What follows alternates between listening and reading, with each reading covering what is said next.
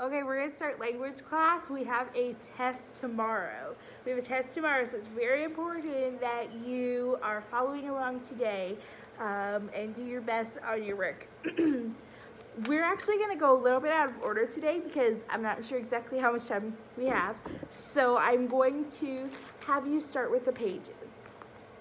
Go to page 229 and let's go over our conjunctions. Conjunctions connect words. I like to think of them like a part of a train. Conjunctions are connections. And our conjunctions spell fanboy. We have for and nor, but or yet. Fanboy. Fanboy. Some kids even write it down on their paper to help them remember. Fanboy for our conjunctions, for and nor, but or yet. Some of you are trying to circle some prepositions. Those are not conjunctions. Our conjunctions are for and nor, but or yet. Fanboy. Okay? Fanboy. Fanboy. Say it with me. Fanboy. Fanboy. For and nor, but or yet. Okay? Fanboy.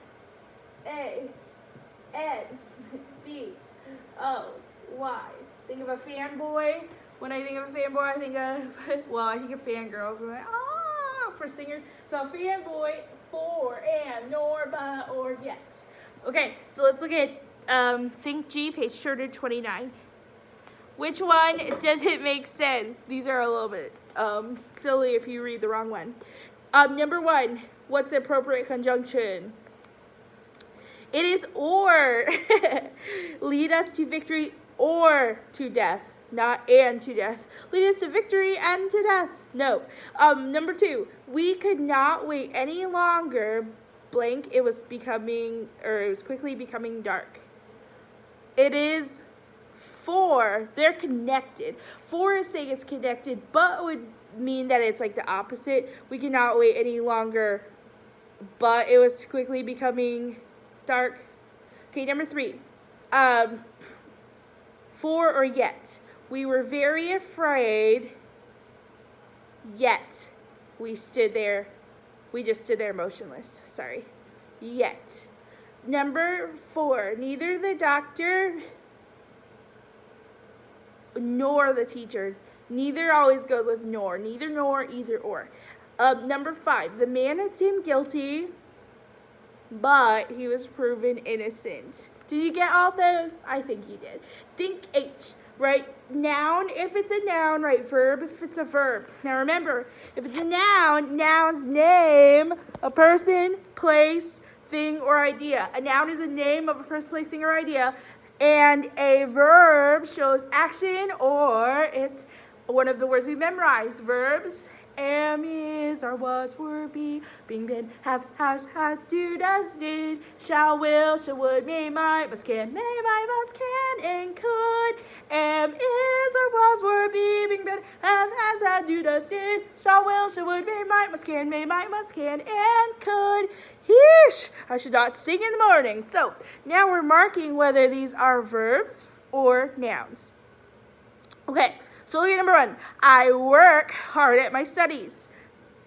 Yes, this is doing an action, so it's something you can do, so it is a verb. It is a verb. Number two, my work for tomorrow is on the table. Are you working for tomorrow, or is it a thing? It is a thing, and it's in a noun, so it's like saying my work is on the table. Number three, step up to the microphone. Well, the first word, it's a imperative sentence. The first word is step, meaning action, which is a verb. It's something you can do. Number four, the porch step is broken. Hey, is the porch stepping? Is it doing something? It is not. It's just laying there. It's a step, so it's a noun. Number five, you must watch babies carefully. Are you doing an action? You are. You're watching the babies. So that is a verb. That's a verb. Number six, his watch is 3 minutes fast. Is his watch watching? No, it's just a thing. It's a watch. It's a noun. Number seven, the ring has a diamond in it. I wish I had a ring that was glistening, but I don't have one to show you. So the ring has a diamond in it is a noun. Number 8, don't ring the doorbell more than twice. Is this a thing or is this something you can do? Ding, ding, ding.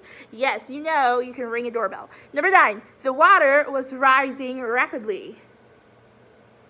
That is a thing. It's a noun. It's a noun. Number 10, I will water the garden for you. In that, you're actually doing an action, watering something, so that's a verb. Number 11, can you paint the house this weekend? This part, you are taking a paintbrush and you are painting. It's a verb, something you could do. We bought some paint at the hardware store. You are buying a thing. You're not buying something that paints itself. Although, that would be a good thing for Shark Tank. Number 13, light the candles on the birthday cake. Light, you are saying, the first word's in action, it's imperative, you are telling them to do something. That's a verb. And number 14, the porch light was left on all night. That's a noun. That's a noun. How'd you do on those? Are those fun? Because it shows you that a word could be either a noun or a verb depending on its function in the sentence. Now, page 230.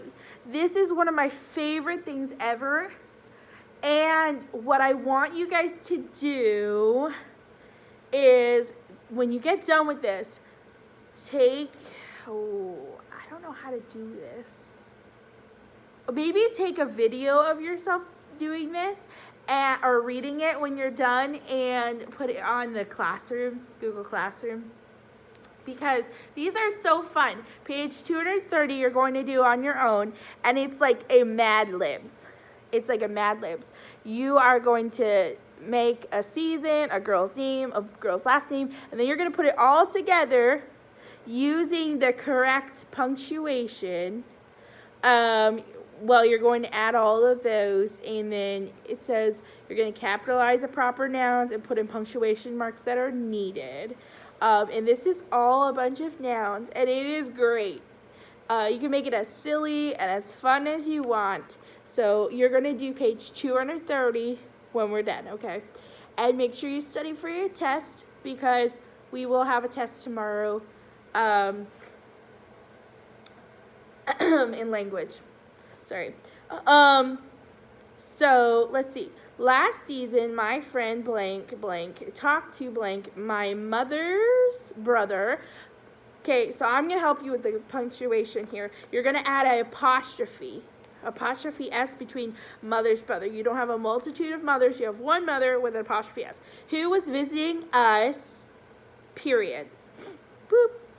He finished writing a book in the name of the month about a kind of farm animal. The title of his book is, and I want you right now to, on number 7, underline, mark your own title, because that'll help you remember for books, you underline. Since blank wanted to know more about blank, she asked blank many questions. He invited, questions, period. Sorry. He invited her and me to visit his farm near blank, state, after a holiday. Blank was very excited. Not only would she learn about blank, but she would also learn about blank, and blank. When her parents told her she could go, she exclaimed, interjection, how exciting to think I'm, Dad, going to see a real farm. Yes, on month and date, and year, at a time of the day, you need to use your colon, PM, same as to, I arrived at blank, apostrophe S for possessive farm. We rode blank, fed the chickens, and even learned how to milk blank, one of their cows. We thanked my uncle for the wonderful opportunity to visit his farm.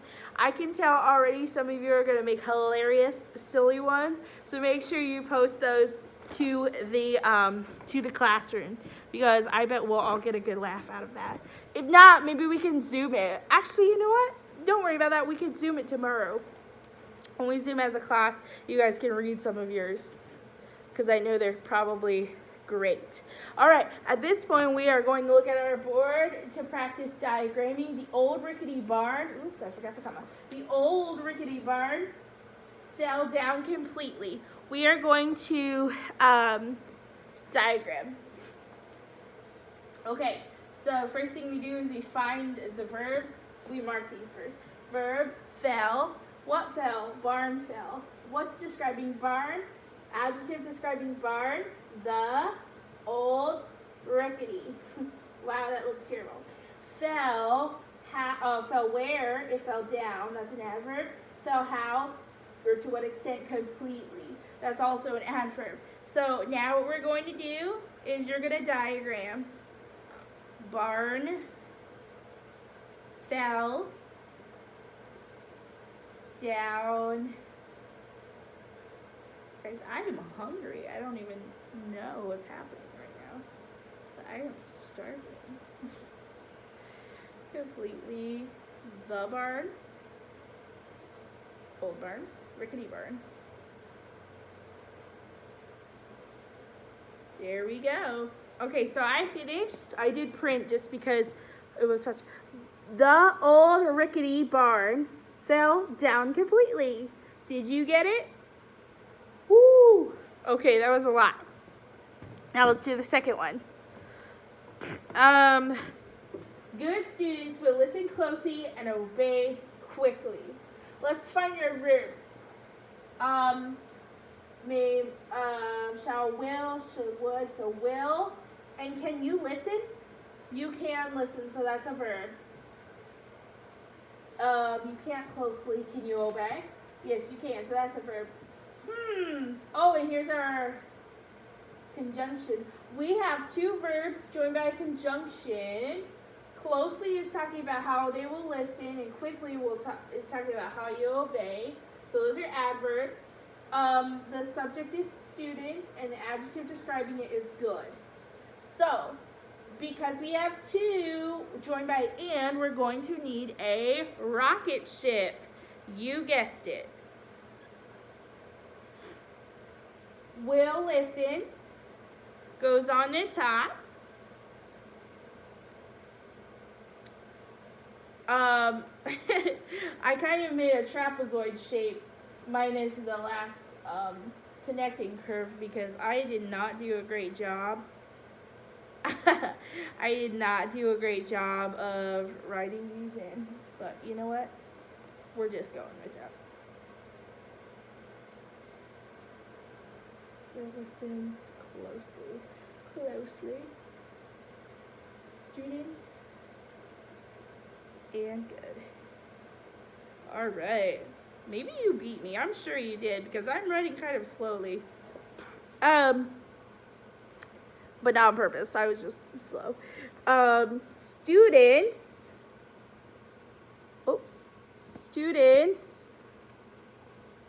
will listen and obey.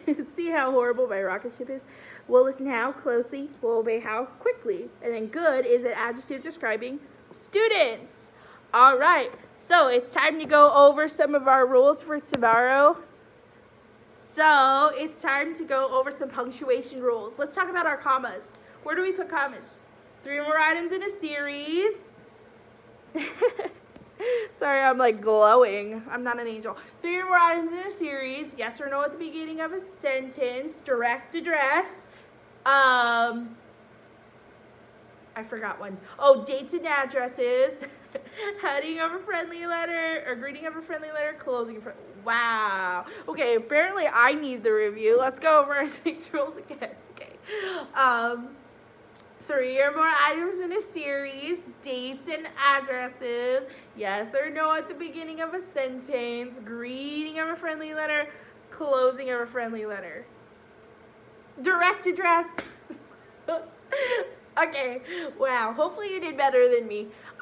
Let's see, let's talk about colons. We use our colons for the beginning, after a greeting of a business letter, like dear sir, boop. In between time and verses. Okay, Phew, we got that one. Underline. We always underline the big things. The big things. So, books, whole books, newspapers, magazines, works of art, plays, ships, trains, planes. Those are the underline. And let's talk about our quotations. Use quotation marks around the following titles: short stories and songs, poems, chapters, articles, other parts of magazines, and other parts of books. Olay! All for the little cute things like chapters and poems and short stories. That's what we use our quotation marks for. And also for direct quotations. Let's see. Oh, we use our apostrophes or our dabs for possessives, and those are always what part of speech? Do you remember what part of speech they always are? They are always adjectives saying whose it belongs to. So if you ever have like Michael apostrophe S, Michael's, that's always going to be an adjective and not a noun, okay? Because it's not naming, it's saying something that that belongs to him. So anytime you have apostrophe S, it's going to be an adjective because it's a possessive. For possessive, like with a name and an apostrophe S, it's going to be an adjective. And we also use them for contractions. Two words put together, and we always put the Band-Aid or the contraction the apostrophe wherever we left the word out. Sorry, I am failing you today. Let's see. We talked about quotations, commas, underlining. I think that's good for those. Remember, the difference between a common and a proper noun is a capital letter. Let's go over really quickly our 8 parts of speech. All 8. Okay, so first is name of a person, place, thing, or idea. It names. It's a noun. Noun names a person, place, thing, or idea. It's the names. This is a verb. Tell me what a verb can do. A verb is something we can do, or it's one of those words we memorize. It's either a state of being, am, is, are, was, were, be, being, been, or it's the list I was singing for you before that I'm not going to sing again. Am, is, are, was, were, be, being, been, have, has, had, do, does, did, shall, will, should, would, may, might, must, can, could. All of those. Or it's something you can do. And don't forget to add the words that you memorize with something you can do, sometimes to form a helping verb phrase. Okay, then we talked about our pronouns. Pronouns take the place of a noun. So remember, we have the subjective ones. I, you, he, she, it, we, they. Those are our subjective. We have our objective, which come after a verb, an action verb usually. Me, you, him, her, it, us, them. Or this is where, now I can teach you this because we've learned this part of speech. For a pronoun, it's when it's objective, it can either come after an action verb or as an object of the preposition, like to me, to her, to them. All of those would be pronouns. Then we have adjectives. Adjectives describe nouns or pronouns. Adjectives describe nouns or pronouns and answer the questions: which one, what kind, how many, how much, whose. Adverbs end in ly usually, and they answer the questions where, when, how often, to what extent. Later you'll learn why and under what condition. And they describe verbs, adjectives, and other adverbs. The difference between the two is adjectives describe nouns and pronouns. Adverbs describe verbs, adjectives, and other adverbs. So it's all about what it's describing. And a lot of times, like I said, ly will be adverbs. Conjunctions, we said, are fanboy, for and nor, but or yet. Those are our conjunctions, and they connect our sentences. Interjections come at the beginning, and they show strong or sudden excitement or feeling, and they're not related to any other word in this sentence. And if they are just mild, like they will continue on with the sentence and not a capital letter, you just put a comma. and keep on going. And if they're really excited, then you're going to put an exclamation point and a capital letter for those interjections. Interjections are easy because interjections are almost like interruptions. They come at the beginning and they just punch with some extreme excitement or feeling. Okay, for example, if you get mad, oh man, I lost the game, oh man, so you would just, it's at the beginning, it's not extremely expressive, so you would just put a comma and smile. Now, our last thing we've talked about nouns, pronouns, adjectives, adverbs, prepositions, interjections. Oops, I think I told you that we talked about a part we didn't talk about. Conjunctions, and now we're going to talk about prepositions. Okay, so we're going to sing our song, and hopefully you've been watching my song, and you sing those, because you need to memorize these. You have to memorize these, okay? So watch on my Google Classroom on the stream my video for these. Okay, ready? Aboard, about, above, across, after, against, along, among, around, and at. These are the first ones: before, behind, below, beneath, beside, between, beyond, by, down, during, except, for, and from, in, inside, into, like, near, of, off, on, over, past, since, through, and throughout, to, toward, under, underneath, until, up, upon, with, within, and without. Now I am done. Okay, so we've done prepositions, interjections, conjunctions,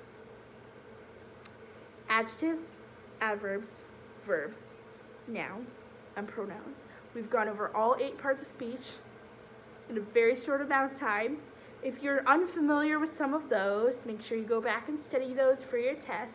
And then, let's see, what else do we have for our dictionary. We just learned our dictionary. Remember the words at the top? What are those called for us? They are called our guide words. Those are our guide words. At the top tells you the first word on the page and the last word on the page. And remember, if you're looking at a word and you're trying to decide if it goes in between the guide words, it's going to have to come alphabetically, because our words go in ABC order. It has to come after the first word, but before the last word. Do you remember that? So if you had abalone, and you had if you had abalone and absinthe, and you want to know if abacadabra could go in between them, well, you have abalone is ABAL, and absinthe is ABS, and abracadabra is ABAD. D does not come after ABAL, ABAD, so it would not belong. Does that make sense? It has to come after the first word, but before the last word. It just comes right in the middle like a sandwich. Our entry words are each one of those, and I think we've reviewed a lot for our test. But you work on page 230, study for your test, keep reading that book, and I'll see you next time.